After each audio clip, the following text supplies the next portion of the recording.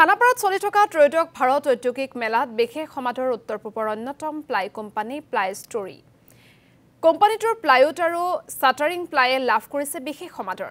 মেঘালয়ৰ বৰাপানী, আগৰতলা, ইম্ফল আৰু নাগালেণ্ডত আছে কোম্পানীটোৰ প্ৰডাকশ্যন ইউনিট।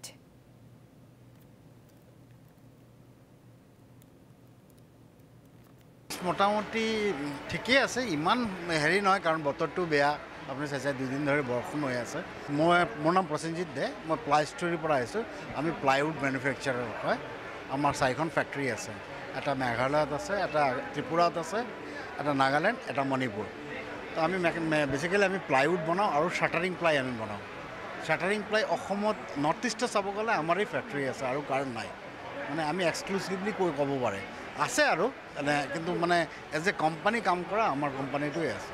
ভাল, আমাৰ ভাল, আমি নতুন মানে বেবী ক'ব পাৰে প্লাইউড ইণ্ডাষ্ট্ৰীত, কিন্তু তথাপি কাম আমাৰ ভালেই হৈ আছে। আমাৰ যিটো শ্বাটাৰিং প্লাই বনাইছে এইটো আমি ৰাবাৰ ৰুট দি কিনে বনাই আছোঁ।